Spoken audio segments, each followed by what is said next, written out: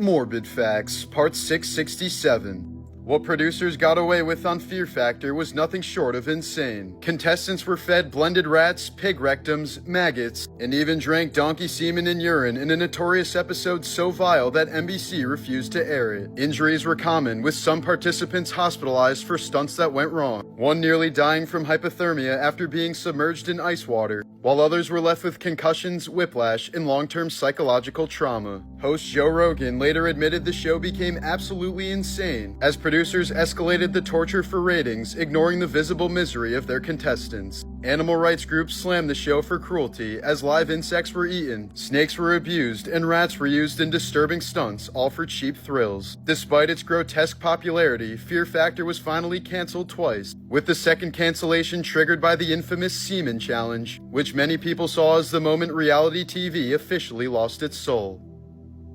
Morbid Facts, Part 668. In 2019, Daniela Lace left a Marilyn Manson concert in Ontario while heavily intoxicated and drove the wrong way down a residential street, crashing into a home and rupturing a gas line. 15 minutes later, the house exploded, destroying 4 homes, injuring 7 people including first responders, and causing an estimated $10 to $15 million in damage. Lace was sentenced to 3 years in prison after pleading guilty to impaired driving causing bodily harm. In a bizarre twist, she and her father later sued the concert venue's alcohol vendor, claiming they were responsible for overseeing her and allowing her to drive drunk. The Bodies exhibit, which displays real human cadavers preserved through plastination, has long been shrouded in controversy due to allegations that many of the bodies were sourced from Chinese prisons without consent. Human rights groups believe that some of the corpses may belong to executed prisoners or political dissidents, including members of persecuted groups like Falun Gong. In 2008, the exhibit's parent company was forced to admit that it couldn't verify the origins of the bodies, posting a disclaimer that some remains may have come from Chinese prisoners. Visitors may unknowingly be viewing the dissected bodies of people who died under horrific conditions. Morbid Facts, Part 669. In 2020, Canadian actor Ryan Grantham, known for his roles in Riverdale and Diary of a Wimpy Kid, shot and killed his 64-year-old mother while she was playing piano in their home, then filmed the aftermath on a GoPro. Grantham then packed his car with guns, ammunition, Molotov cocktails, and a map to Prime Minister Justin Trudeau's residence, allegedly planning to assassinate him. But instead, he drove to a police station and turned himself in. During the trial, it was revealed that Grantham was suffering from severe depression and suicidal thoughts. He pleaded guilty to second-degree murder and was sentenced to life in prison with a possibility of parole in 14 years.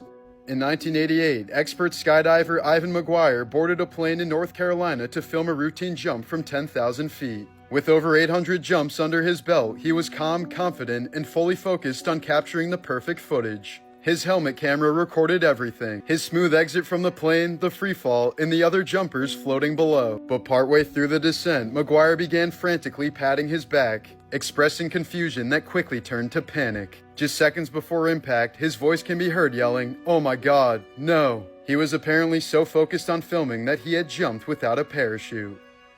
Morbid Facts, Part 670. While filming Black Panther and other Marvel movies, Chadwick Boseman was secretly undergoing intensive treatment for stage 3 colon cancer, enduring surgeries and constant chemotherapy between shoots. Even most of the cast and crew had no idea that Chadwick was sick. He kept his diagnosis completely private, sharing it only with a small circle of family, his producing partner, and a few close confidants. Despite the pain and exhaustion, Boseman still continued to visit children with cancer at St. Jude's Hospital. Many of the kids he visited passed away before Chadwick did, never knowing that their hero was also fighting the same battle.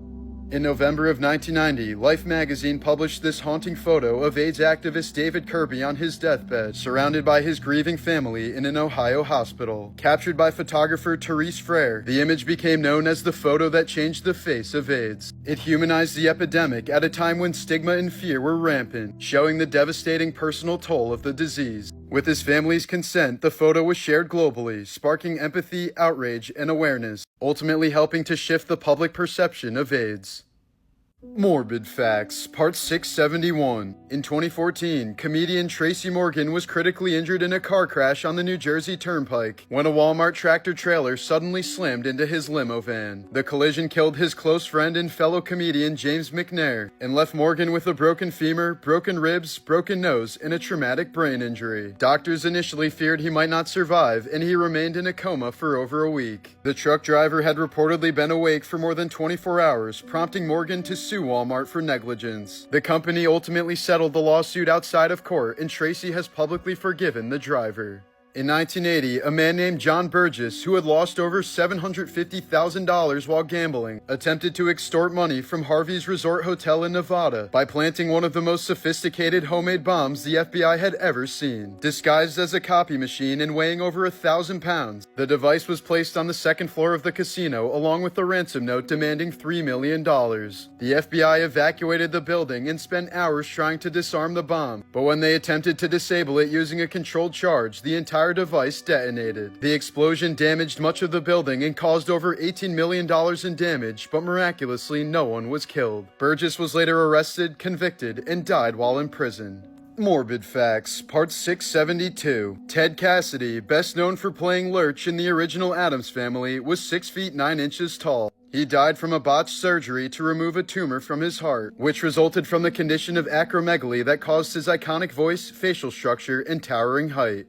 After leasing the World Trade Center just weeks before 9/11, Larry Silverstein filed an insurance claim arguing that the attacks on the Twin Towers constituted two separate terrorist events, entitling him to double the $3.5 billion per occurrence payout. The case went to court, where the court agreed with Silverstein for 9 of the 20 insurance companies, forcing them to pay double. In total, Silverstein received around $4.55 billion for the collapse of the World Trade Center. In 1991, 5 young boys vanished while searching for salamander eggs on a mountain in South Korea, earning them the nickname the Frog Boys. Despite a massive nationwide search, their remains weren't discovered until 2002, just a few miles from where they disappeared. Initially ruled as deaths by exposure, an autopsy revealed that 4 boys had suffered blunt force trauma to the head and 1 had a gunshot wound. Even more unsettling, their clothes were found tied together with bullets wrapped in them. The site was suspiciously close to a military training zone, but police refused to investigate any military involvement. No one has been held accountable to this day.